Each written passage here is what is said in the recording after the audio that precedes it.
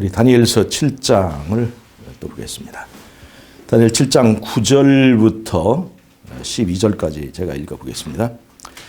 내가 보았는데 왕좌가 놓이고 옛적부터 항상 계신 이가 좌정하셨는데 그 옷은 희기가 눈 같고 그 머리털은 깨끗한 양의 털 같고 그 보좌는 불꽃이요 그 바퀴는 붙는 불이며 불이 강처럼 흘러 그 앞에서 나오며 그에게 수종하는 자는 천천히요 그 앞에 쉬한 자는 만만이며 심판을 베푸는데 책들이 펴 놓였더라. 그때 내가 그 큰 말하는 작은 뿔의 목소리로 인하여 주목하여 보는 사이에 짐승이 죽임을 당하고 그 시체가 상한 바 되어 붙는 불에 던진 바 되었으며 그 남은 모든 짐승은 그 권세를 빼앗겼으나 그 생명은 보존되어 정한 시기가 이르기를 기다리게 되었더라. 여기에 보면 정한 시기가 이르기를 기다리게 되었다는 얘기가 나와요. 정한 시기. 다니엘서에 이 다니엘서의 정한 시기. 지금 박영훈 목사님이 자꾸 주장하는 그 문제 중에 하나가 이 다니엘서 7장에 나오는 이 심판이 우리가 말하는 조사 심판이 아니라 또 심지어 이것이 재림전 심판이 아니라 이것이 천년기 후에 천년기의 그 기간 동안에 벌어지는 또 그 후에 있는 그 악인에 대한 심판, 계시록 20장에 나오는 그 흰보좌 심판이라고 하는 얘기까지 나오고 있어요. 그래서 오늘 그런 문제들을 좀 더 우리가 짚어볼 필요가 있겠습니다. 여러분 우리 지금 재림교회가 견지하고 있는 이 심판의 과정을 우리가 보면 정신 똑바로 차리고 보세요. 저기 카메라 뒤에 있는 집사님 정신을 좀 차리세요. 우리는 2300주야 다니엘 8장 13절 14절에서 나오는 2300주야의 그 예언의 시작은 BC 457년부터 시작합니다. BC 457년부터. BC 457년부터 여기서부터 2300년이 되는 1844년. 1844년에 재림전 심판, 우리가 소위 말하는 조사 심판이 시작되었다고 믿는 거예요. 자, 그 다음에 여기서 예수님이 재림하시고 천년기 동안, 이 천년기 동안 구원받은 사람들이 예수님과 함께 하는 심판이 있습니다. 그것이 바로 악인들이 된 심판이죠. 악인들이 된 심판이에요. 1844년부터 있는 이 심판은 잘 들어보세요. 1844년부터 있는 이 심판은 조사심판이라고 하는 거예요. 이거는 의인을 위한 구원 심판이에요. 의인들의 구원에 관련된 심판이란 말이에요. 의인의 심판.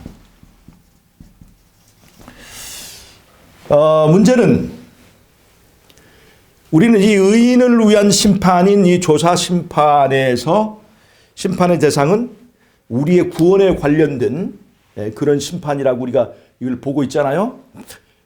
그래서 누가 구원을 받을 것인가에 관한 문제가 거기서 진행된다고 보는 거예요. 그런데 요즘에 이 박영훈 목사 같은 분, 또 이상구 박사 같은 분들이 제기한 문제는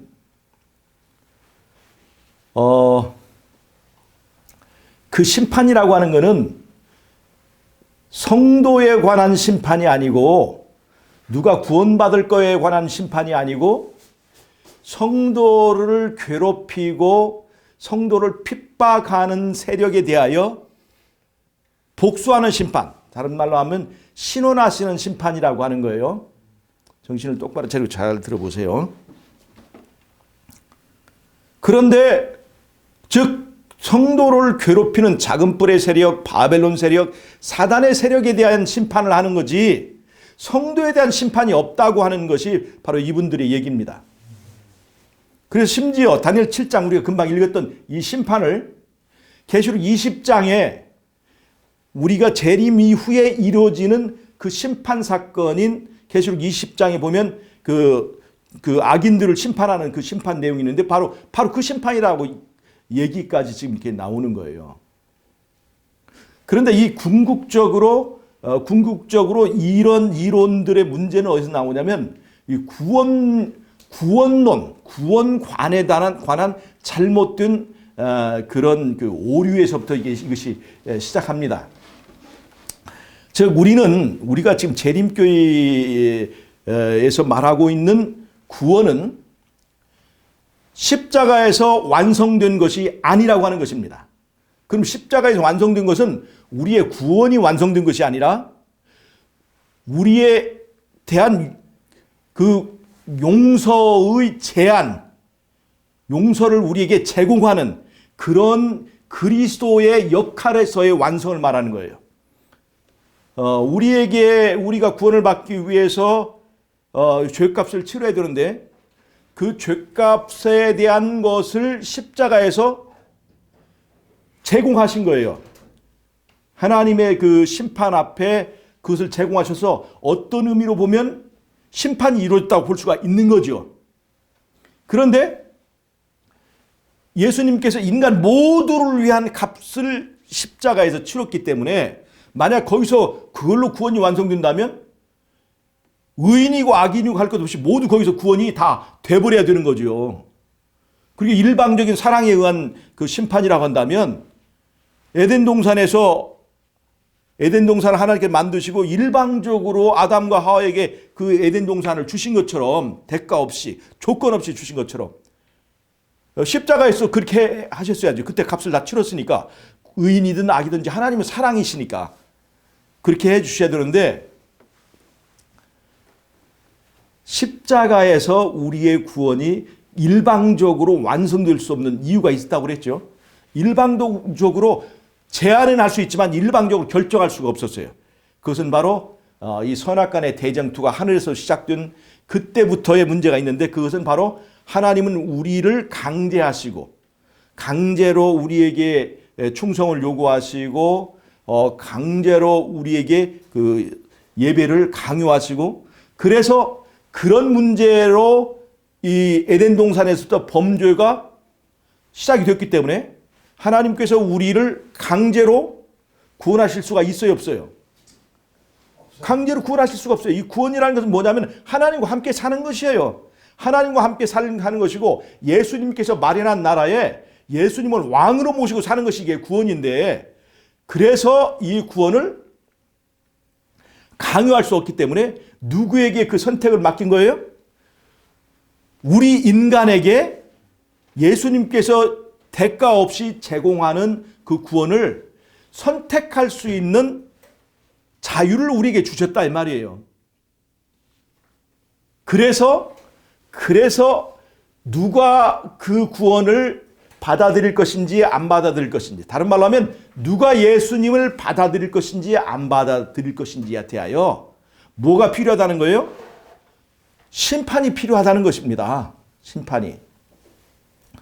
사실 인간은 이미 에덴 동산에서 선악과를 따먹었을 때 죽으리라고 하는 이 선고가 내렸기 때문에 그 다음에는 사실은 심판이 필요 없는 사람들이 이미 우리의 운명은 결정돼 버렸어요 그때.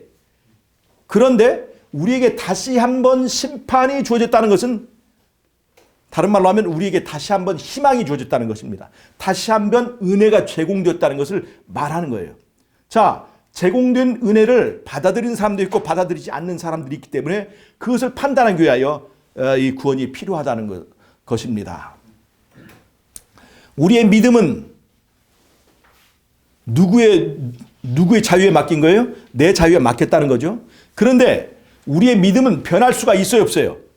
변할 수가 있는 거예요. 그러니까 내 선택이 변할 수 있기 때문에, 즉 내가 변할 수 있기 때문에 내 구원은 확정된 거예요, 안 확정된 거예요? 확정됐다고 말하면 절대 안 되는 거예요.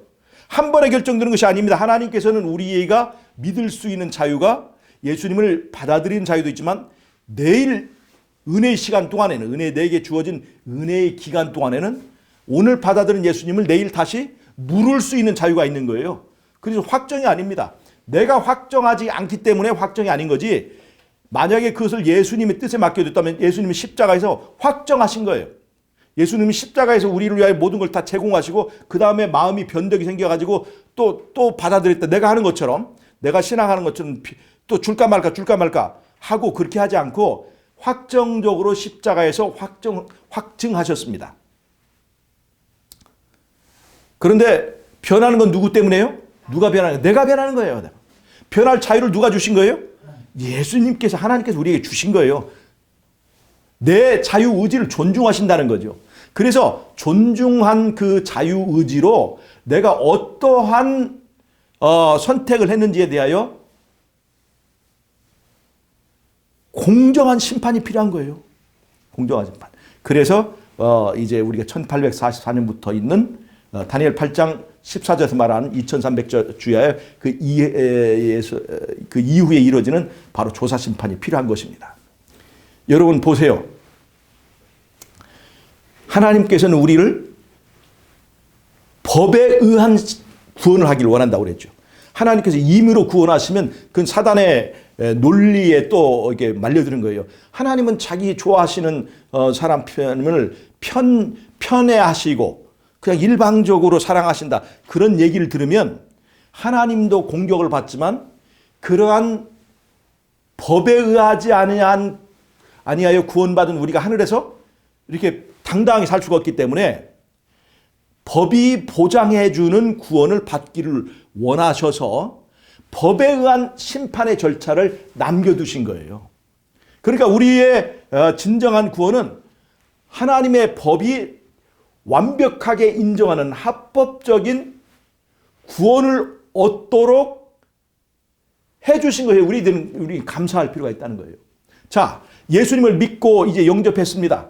그러면 우리를 위하여 베풀어주는 심판은 구원의 심판입니까? 정죄의 심판입니까? 예수님 믿고 받아들인 사람은 드디어 그 사람에게 법적으로 완벽한 선고가 내려지는 것을 기다려야 되는 아주 좋은 복음인 거예요. 하나님이 심판하신다는 얘기는. 그래서 오늘 제가 이 다니엘서와 계시록의 관계를 좀 보면서 다니엘서의 그 사상이 어떤 것인지, 그래서 그리스도가 재림 전에 하는 이 심판이 우리에게 어떤 의미가 있는 것인지를 정리를 좀 해보려고 합니다. 여러분, 다니엘서는 누가 썼습니까? 다니엘이 썼죠? 김유수 집사님, 다니엘이란 뜻이 뭐예요? 다니엘. 하나님이 심판하신다는 거예요. 다니엘은 그 이름 자체가 하나님이 심판하신다 하는 거예요. 다니엘서 내용이 바로 그거예요. 하나님이 심판하신다. 네. 여러분, 이것이 구원받는 사람들에게 좋은 소식입니까? 나쁜 소식입니까? 하나님이 심판하셔서 너는 법적으로 완전히 예수님의 자녀다. 너는 법적으로 완전히 하늘에 적합한 사람이다. 라고 하는 선고를 기다리는 사람에게는, 즉 억울한 누명을 쓰고 핍박을 당하고 이 땅에서 이제 그 사단의 공격의 대상이 된 그 사람은 내가 하나님의 백성이라는 것이 인정이 되고 입증이 되고 선고를 받아야 나에 대하여 핍박하고 나를 공격하고 나보고 나를 자신의 노예라고 주장하는 사단의 공격으로부터 내가 신원을 받을 수 있는 확실한 근거가 되는 것입니다. 그래서 예수님을 영접한 사람은 그 심판이 복음이 되는 거예요. 확실하게 법적으로 선고되는 그 과정이.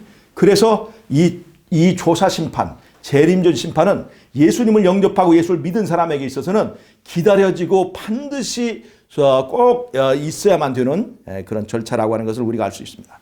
그런데 그때에 다니엘서 7장에서 뭐라고 얘기하면 성도들에 대한 신원이 이루어지는 재판이에요. 성도들에 대한 신원이 이루어지려면 뭐가 있어야 돼요? 그 사람의 신분에 대한 심사가 있어야 되는 거예요. 이 사람이 예수님의 백성이냐 아니면 사단이 주장하는 대로 사단의 노예냐라고 하는 것에 대하여 분명한 결정이 내야 된다는 겁니다. 그래서 조사심판은 바로 그것을 하는 거예요. 우리의 신분이 예수님의 백성인지 사단의 백성인지에 대해서 확실하게 이제 그 심사가 이루어지고 그 하나님의 백성에 대하여 그 완전한 선고가 이루어진 그 사람들을 구하시기 위하여 예수님께서 오시는 것입니다. 그래서 1844년에서 벌어지는 그 심판은 성도를 구원하는 심판이고 구원에 관한 심판이고 성도들을 핍박하는 세력에 대한 그 신원을 해주는 심판이에요. 그것을 똑같이 다 함께 두 가지 다 뭉뚱그려서 뭐라고 할 수 있냐면 성도를 구원하는 거예요. 성도를 구원하는 심판입니다. 죄로부터 구원하고 그 다음에 작은 뿔의 세력으로부터 구원해주는 성도의 구원에 관한 심판입니다. 그러나 이제 우리가 하늘에 가서 천년기 동안 구원받은 사람들이 예수님과 함께 하는 심판은 악인들에 대한 심판입니다. 그건 집행심판이에요. 예수님을 거절한 것이 확실한 사람들에 관하여 그들이 왜 죽어야 되는지 얼마나 거기에 대한 그 심판의 기간과 강도 그들이 이제 불과 유황으로 타는 못에 참여하는 그것이 그 기간이 얼마에 든 것인지에 대하여 심사하는 그런 심판입니다. 그래서 재림전 심판은 그것이 성도를 구원하든지 성도의 구원에 관한 것이든지 작은 뿔에 대한 신원이든지 뭐냐면 성도를 구원하는 심판입니다. 두 개 다. 성도를 구원하기 위한 절차인 거예요. 자, 그런데 이 다니엘서가 몇 장으로 되어 있죠? 12장으로 되어 있습니다. 1, 2, 3, 4, 5, 6. 그 다음에 7, 8, 9, 10, 11, 12. 이렇게 다니엘서가 12장으로 되어 있어요. 그런데 1장에서의 6장까지는 역사적인 부분입니다. 7장에서 12장까지는 예언적인 부분이에요. 이 다니엘서가 12장으로 되어 있는데 이 다니엘서의 구조가 계시록의 내용과 완벽하게 맥을 통하고 있습니다. 다니엘서가 1장이 어떻게 기록이 되냐면 유대왕 여호야김이 위에 있은 지 3년에 바벨론 왕 느부갓네살이 예루살렘을 에워쌌더니 이렇게 시작하는 거예요. 자, 보세요. 예루살렘을 바벨론이 에워싸죠. 이것이 다니엘서를 기록하게 된 첫 1장 1절의 시작입니다. 예루살렘을 바벨론이 에워쌉니다. 그런데 잘 보세요. 계시록 13장을 보면 짐승의 우상을 세우는 문제가 있죠. 짐승의 우상을 세우는 문제가 뭐예요? 마지막 때에 이 마지막에 지금 이 하나님의 백성들을 예루살렘을 바벨론이 에워싸는 사건입니다. 마지막 때에 예수님께서 뭐라고 말씀하셨어요? 멸망에 가증한 것이 마태복음 24장 15절에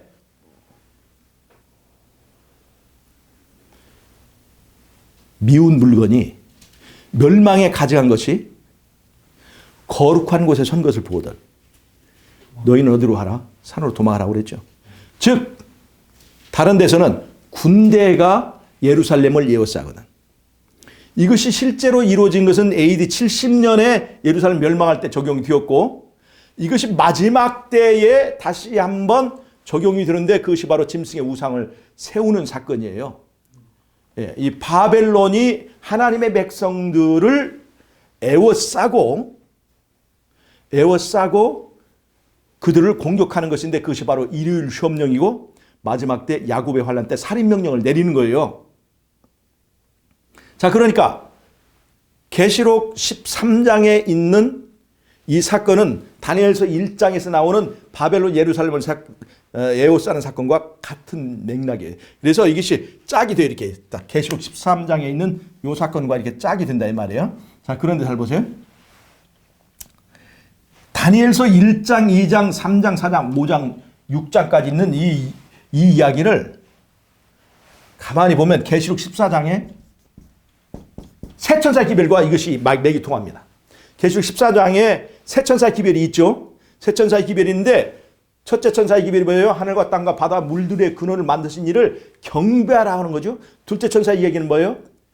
바벨론이 무너졌다 하는 얘기예요. 셋째 천사의 기별은 뭐예요?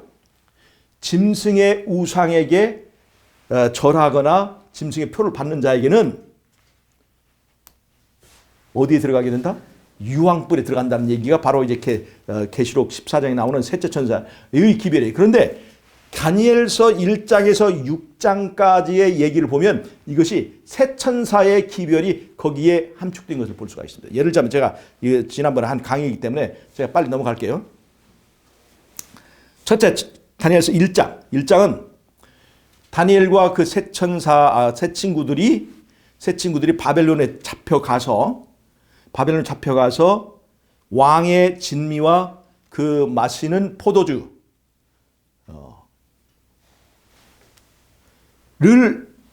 이렇게 그 먹도록 돼 있죠. 김유숙 집사님. 그럴 때 다니엘이 어떻게 얘기했어요?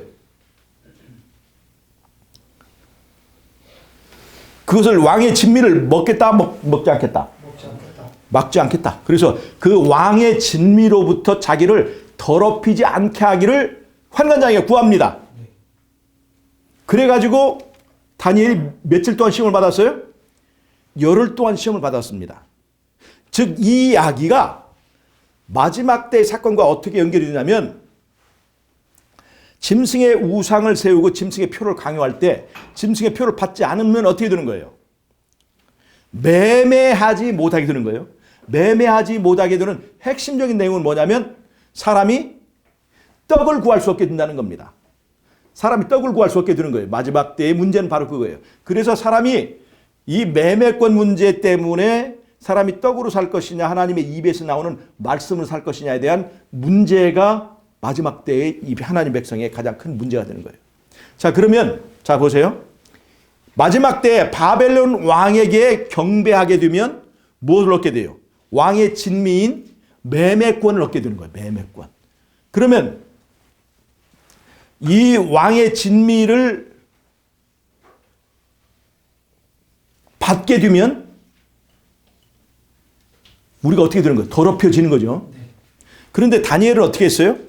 왕의 진미로 더럽히지 않기 위하여 그것을 거절했죠. 그것은 먹는 것의 문제입니까? 경배의 문제입니까? 경배의 문제. 왜냐하면 그 왕의 진미가 음식이 부실해서 그런 게 아니라 그 바벨론에서 이제 그 바벨론 왕의 진미는 바벨론 우상에게 바알신에게 드리는 그 제사에 참여하는 것을 말하는 거예요.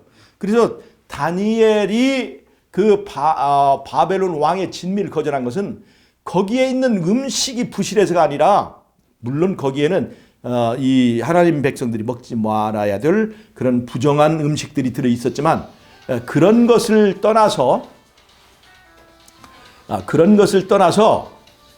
그것은 바벨론 신을 경배하는 문제와 관련되어 있기 때문에 다니엘이 그것을 거절한 거예요. 그래서 그 다니엘이 바벨론 신에게, 바벨론 우상에게 경배하기를 거절하기 때문에 왕의 진미를 거절한 거예요. 그래서 왕의 진미를 거절하니까 바벨론은 화려한 밥상을 받게 돼요. 초라한 밥상을 받게 돼요. 초라한 밥상을 받게 되는 것입니다. 그것이 바로 이제 열흘 동안 채식하고 물만 먹는 거예요. 우리가 이것을 건강기별 차원에서도 얘기를 하지만 제일 중요한 건 이 경배의 문제입니다. 마지막 때에 하나님의 백성들이 참 하나님께 경배하기 위해서 매매권을 거절하게 되면 마치 다니엘과 그 친구들이 겪었던 것처럼 초라한 밥상을 받게 됩니다. 매매권 없이 우리가 먹게 되는 그 밥상을 말하는 거예요.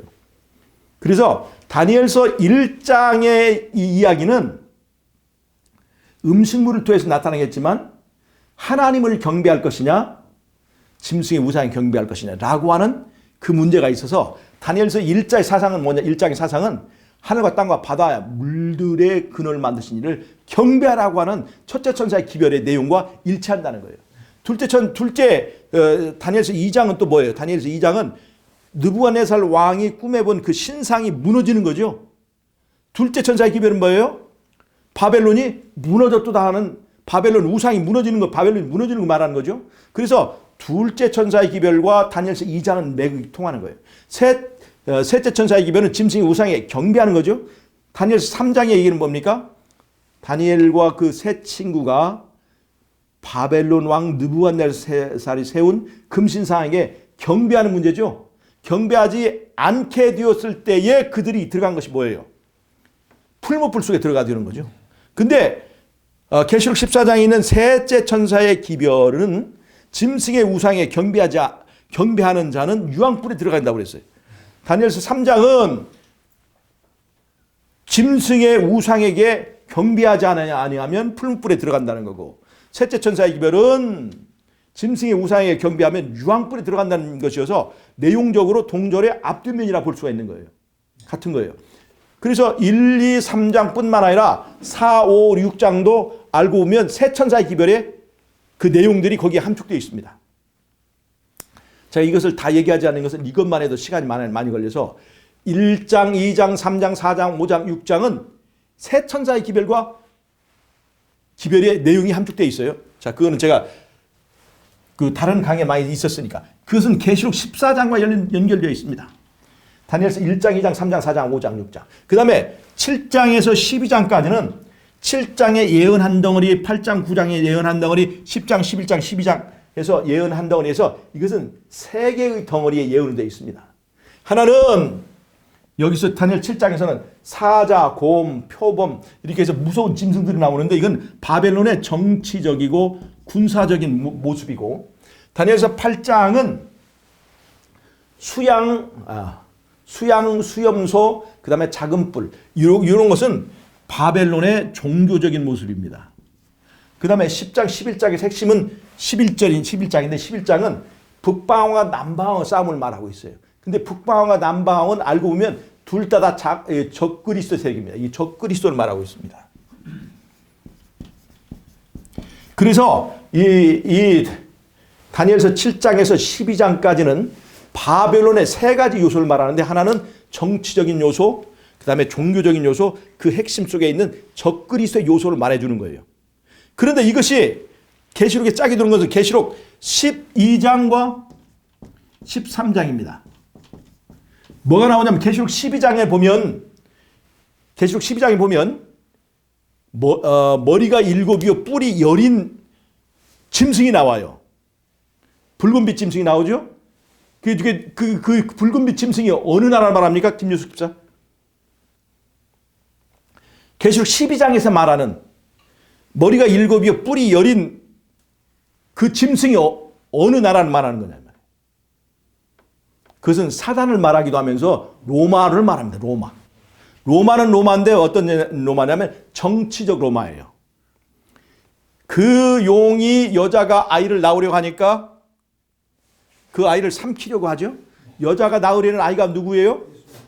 바로 예수님이죠. 창세기 3장 15절에 여자가 아이를 낳을 것이라는 것이 거기에 나왔죠. 그 아이가 이제 뱀의 머리를 상하게 할 것이라는 예언이 창세기 3장 15절에 나왔는데, 바로 그것이 실현되는 것이 계시록 12장의 그 이야기입니다.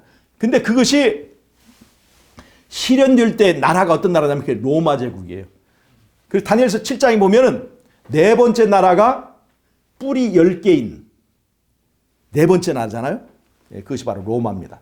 계시록 12장에 말하는 그 용이 바로 나라로서는 정치적 로마를 말하는 거예요. 그 다음에 계시록 13장에는 바다에서 나오는 짐승이 있죠. 바다에 나오는 짐승. 바다에 나온 짐승은 뭐냐면 똑같이 머리가 7이요 뿔이 10입니다. 그것은 용으로부터 권세를 받아서 용 다음으로 세계를 지배하는, 유럽을 지배하는 그 세력인데 그것은 바로 교황권입니다. 그래서 우리가 기독교 로마라 합니다. 같은 로마는 로마인데 기독교 로마. 다른 말로 하면 종교적 로마 하는 거예요. 자, 그 다음에 계시록 13장에 또 하나의 짐승이 나오는데 두 뿔 가진 색장 같은 짐승이죠. 그건 바로 미국을 말하는 겁니다. 자, 보세요. 다니엘서 7장에 정치적 바벨론의 얘기가 있죠. 계시록 12장에 정치적 로마가 있습니다. 다니엘서 8장 9장에 종교적 바벨론의 계보가 있죠. 그것이 계시록 13장에 종교적 로마로 연결되게 되어 있습니다. 그리고 마지막 때의 북방왕과 남방왕의 싸움은 적그리스도가 세계를 지배하는 과정을 말해주는 거예요. 그 적그리스도가 세계를 지배할 때 그들의 정치적이고 이제 패권적인 그 도움을 주는 나라가 어떤 나라예요? 그것이 바로 미국입니다. 미국이에요. 그래서 이 다니엘서의 7장에서 12장까지 있는 이 바벨론 세 가지 요소는 계시록 12장, 13장에 있는 이 마지막 때의 바벨론 세력과 일치하게 돼 있어요. 그래서 계시록에 있는 12, 13, 14장의 내용은 다니엘서 내용을 그대로 담고 있습니다. 자, 그런데 계시록 12장 앞에 무슨 장이 있어요? 계시록 10장과 11장 있죠. 계시록 10장에 보면 힘센 천사가 하나 나타나요. 구름 가운데서 내려오는데 무지개가 그 머리에 있고 오른발은 바다를 밟고 있고 왼발은 땅을 밟고 있고 한 그 천사가 나옵니다. 우리가 재림 운동으로 묘사되는 바로 그 사건이 계시록 10장이에요. 근데 그 천사의 오른손에 뭐가 있냐면 책이 놓여 있어요. 작은 책이. 그 작은 책이. 근데 작은 책을 펼 때 7 우리소리가 발하는데 7 우리소리가 났을 때 그걸 기록하려고 하니까 기록하지 말라. 임봉해 두라. 그 작은 책이 뭐냐 이거예요. 지금 자, 계시록 다니엘서 1장에서 12장까지가 계시록 12, 13, 14장과 이렇게 완전히 짝을 이루는 그런 교차 구조를 가지고 있죠. 근데 그 앞에 있는 계시록 10장에서 말하고 있는 작은 책이 뭐냐? 그것이 바로 다니엘서예요. 다니엘서는 7개의 인봉된 내용이 있습니다. 그것은 바로 시기에 관한 거예요. 유대인을 위한 은혜의 시기가 70주인데 70주에는 3개의 덩어리가 있습니다. 7주와 62주와 마지막 1주 3개의 덩어리가 있어요. 그리고 1260년 기간이 있고 1290년 기간이 있고 1335일의 기간이 있고 마지막에 2300주의 기간. 그래서 7개의 시기, 예언적 기간과 관련되어 있는 인봉된 내용이 있어요. 그 인봉된 내용을 잘못 풀어가지고 뭐가 있었냐면 계시록 10장에 재림운동, 입에는 다나 배에는 쓰게 된 그 운동이 있게 된 거예요. 그런데 그럼에도 불구하고 그것이 재림운동은 마지막 때에 하나님의 백성들의 각성을 위한 좋은 역할, 나팔을 부는 역할 같은 역할을 하게 되고 계시록 10장에서는 다시 예언해야 되겠다 하는 그 언지를 주는 거예요. 그래서 다시 예언하게 해야겠다는 그 예언적 사명을 띠고 이 재림교회가 등장하게 되는 것입니다. 그리고 계시록 11장에 뭐가 있느냐? 11장 19절에 이제 7째 나팔이 부러지면서 하나님께서 지성소 심판을 하는 그 얘기가 나옵니다. 하늘이 열리고 언약궤가 보여요. 언약궤는 어디에 있는 거예요? 지성소에 있는 거예요. 그 언약궤가 있는 지성소 심판이 벌어지는 얘기가 계시록 11장에 나오는 거예요. 그 11장 19절에 나오는 그 심판이 다니엘서에서 말한 바로 정한 때, 정한 날에 하는 바로 그 심판을 말하는 것입니다. 그러면 여러분, 다니엘서의 내용이 계시록에 다 녹아 있으면서 다니엘서의 핵심적인 사상은 뭐냐면 하나님이 정한 때에 뭐 하신다? 다니엘, 하나님이 심판하신다는 얘기예요. 그리고 다니엘서 10장에 보면 일곱째 천사가 나팔을 불게 될 때에 하나님의 선지자들이 예언한 복음대로 이루어지라. 그 복음이 뭐예요? 복음. 복된 소식이 뭐예요?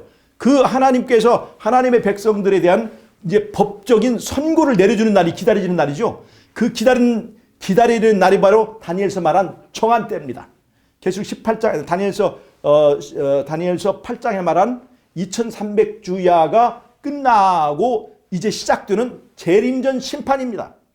그러니까 예수님을 왕으로 예수님을 영접한 사람들에게는 그 심판이 기다려지는 날입니다.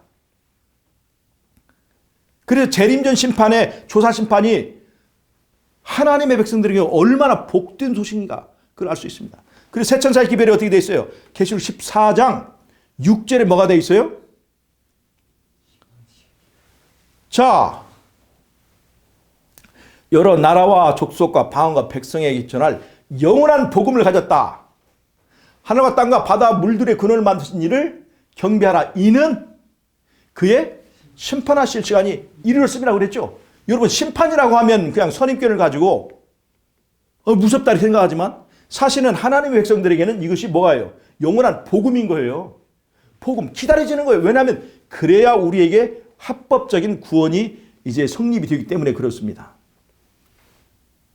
그래서 그때에 성도들을 심판하는 것이 있어요 없어요? 그 심판은 성도를 구원하는 문제입니다. 성도를 구원하는 그 작업이 이루어져야 되는 거예요. 그러려면 하늘의 천사들이나 다른 우주의 거민들이 그들도 수긍할 수 있는 깐깐한 심판이 이루어져야 될까요? 안 이루어질까요? 그래서 우리들의 행위와 품성과 모든 것들이 심판의 대상이 되는 것입니다. 우리의 말이 아니라 말로 공언하는 믿음이 아니라 우리의 삶과 우리의 행위와 우리의 품성으로 입증되는 그러한 그 예수님에 대한 믿음이 우리가 심판을 받게 되는 거라 이 말이에요. 그래서 내가 예수님의 백성이라는 것이 입증되면 나에게 합법적인 이제 선고가 내려지게 되는 거예요. 구원의 선고가. 우리는 그것을 기다리는 것입니다. 이 땅에 살면서 정말로 억울한 일도 많고 하나님 백성을 하나님 예수님을 믿는다는 그걸로 당한 여러 가지 불합리하고 이제 불편부당한 일들 우리가 많이 당하지만 하늘에서 뭐가 이루어지고 있는 거예요? 내 구원에 대한 선고가 이루어지는 것이에요. 그래서 우리가 참고 견디는 것입니다. 심판이 나쁜 거예요? 참으로 필요하고 좋은 것입니다. 그래서 다니엘서에서 말하는 것은 7장이든지 8장이든지 11장이든지 전부 다 어디다 포커스를 맞췄냐면 하나님께서 우리를 심판하시는 그 정한 때, 그 다니엘서 말하는 정한 때, 그것이 마지막 때예요. 마지막 때는 예수님이 이 땅에 오시는 사건적 마지막 때가 아니라 하늘 법적 절차로서의 마지막 단계를 말합니다. 그래서 그것은 그때 윌리엄 밀러는 그것이 예수님이 재림하시는 때라고 그랬는데 그거는 하늘 법정에서 일어나는 법적 프로세스라는 것을 생각하지 못하고 예수님이 이 땅에 오셔서 이 땅을 싹 쓸어버리는 그걸로 생각을 해서 예수님의 재림으로 했지만 우리를 구원하시는 법적 절차에서의 마지막 단계 바로 그것이 다니엘서 말하는 마지막 때라는 것입니다. 마지막 때. 그래서 다니엘 7장에 말하는 정한 시기가 이르기를 기다렸다고 했죠. 그 정한 시기가 바로 1844년 우리를 위한 그 조사 심판이 시작되는 바로 다니엘서 정한 때라고 하는 것입니다. 그래서 다니엘 7장에 있는 이 심판은 우리가 예수님 재림에서 하늘에 가서 우리가 이루어지는 그 악인들에 대한 조사 심판, 악인들을 위한 조사 심판, 그 조사 심판을 말하는 게 아니라는 겁니다. 다니엘서는 악인들에 대한 심판도 있는 것이지만 제일 중요한 건 하나님의 백성들을 구원하는 심판에 포커스를 맞췄어요. 그래서 재림전 심판에서 하나님의 백성들에 대한 신원에 관한 심판이 이루어져야 안 이루어져요? 하나님의 백성에 대한 신원은 이루어집니다. 왜냐하면 그것이 하나님의 백성을 구하는 문제이기 때문에. 그래서 다니엘서에도 이제 또 다른 그 계시록 18장이든지 19장에도 하나님의 백성을 신원하는 문제가 있습니다. 근데 하나님의 백성을 신원하려면 그 사람이 하나님의 백성인지 아닌지에 대한 신분이 먼저 확정돼야 된다는 거예요. 그래서 예수님이 이 조사 심판을 통해서 그의 나라를 합법적으로 취득하고 그의 백성들도 합법적으로 그 나라의 백성이라고 하는 신분적인 신분증을 확실하게 얻게 되는 거예요.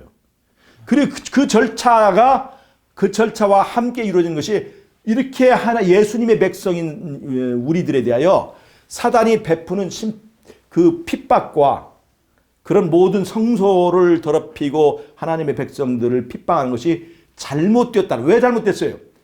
우리는 사단의 소유가 아니고 예수님의 소유라는 것이 입증됐기 때문에 사단이 저 사람은 내 노예이기 때문에 이렇게 핍박하는 거야. 말을 안 들어서 핍박하는 거야. 라고 하는 것이 잘못됐다는 것을 그 심판을 통해서 입증하게 되는 거예요. 그래서 그것이 바로 이제 성도를 심판하는 그런 얘기가 된 것인데 성도를 심판하는 것과 하나님의 백성의 신분이 확정되는 것이 이렇게 한 덩어리가 되어 있는데 이런 구조를 알지 못하고 다니엘서 7장에는 이런 외면적인 것만을 가지고 이것이 성도를 구원하는 그 심판이 아니고 작은 뿔에 대한 신원을 하는 것이라고 하는 것이 얼마나 이게 이 오류덩어리냐는 말이에요. 여러분, 마지막 때 우리의 구원은 굉장히 그 정말 판단하기 어려운 그 과정을 거쳐나가야 되는 것입니다. 굉장히 좁은 길을 갈 때에 나를 구원의 선에서 이탈하게 만들어주는 이 거짓 복음들이 우리가 신뢰하는 어떤 목사들이나 지도자에서도 이것이 나올 수 있다는 것을 여러분 아셔야 됩니다. 이 박영호 목사의 이야기는 정말로 달콤하고 그 좋은 것처럼 보이지만 이 하나님께서 우리를 구원하신 이 절차에 대한 몰리에 잘못된 이해에서 나온 아주 그 어설픈 잘못된 그 복음이라는 것을 이해하시기 바랍니다. 이런 이설에 빠지면 우리는 바로 하나님께서 우리에게 주신 이 구원의 노정에서 우리가 이탈하게 되는 것입니다. 그리고 이 박영호 목사의 이런 이야기들은 예언의 신의 사상과는 완전히 일치하지 않습니다. 굉장히 중요한 거예요. 하나님께서 우리에게 예언의 신을 주신 것은 마지막 때 하나님의 백성들이 선악간의 대쟁투에서 승리하고 마지막 하나님의 이제 그 나라에 도달할 때까지 우리가 대쟁투에 승리하고 또 우리의 구원을 완벽하게 이룰 수 있도록 우리에게 주신 중요한 기별인데 그러한 기별에 대한 심각한 불신과 또 기별에 대한 오해를 갖게 만드는 아주 잘못된 저는 솔직히 이것을 이게 말씀드리는데 거짓 선지자의 기별입니다. 여러분 여기서 정말로 주의 깊게 잘 이렇게 하셔야 됩니다. 여러분 우리는 어떻게 하면 이슬에 빠지게 될까요? 이런 거짓 선지자들 때문에 이슬에 빠지게 될까요? 여러분 그렇게 생각하시면 안 됩니다. 내가 내 목골의 삶을 살고 있으면 내 목골 기별이를 좋아하게 되어 있습니다. 우리의 양심이 올바르게 되어 있지 않으면 우리의 양심이 예수 그리스도의 복음에 합당한 사람으로 하나님 나라의 백성으로 살기에 합당한 꼴이 되어가지 않으면 이런 복음에 다 빠지게 되어 있습니다. 이런 그 오류에 이 오류에 빠지지 않고 지나갈 사람도 있어요. 그러나 내가 정말 그리스도와의 관계에서 확실하지 않으면 그 다음 오류를 또 등장시킬 것입니다. 그 다음 오류를. 결국에는 어떤 오류인지는 모르지만 결국에는 내가 하마터면 구원받을 수 있는 그런 사람이 될 수도 있다는 것입니다. 정신 바짝 차려야 되겠죠? 자, 우리가 근본적인 우리의 구원에 관한 이런 진리들이 올바르게 정리되지 않으면 이렇게 너무나 알고 보면 그분들 얘기를 들어보면 너무나 성경적이잖아요. 이런 뼈대를 알지 못하면 그 성경적이라고 하는 그런 거짓 오류에 우리가 빨려 들어갈 수 있습니다. 여러분 우리 자신을 다시 한번 살피시고 정말 내가 그 심판이 나에게 복음이 되는 사람이냐 아니면 심판이 정말 두려운 사람이냐 하는 것을 생각하고 정말 준비하고 예수님께 깨끗하게 우리 삶을 맡기는 저와 여러분이 되시기를 바라면서 오늘의 말씀을 마치도록 하겠습니다.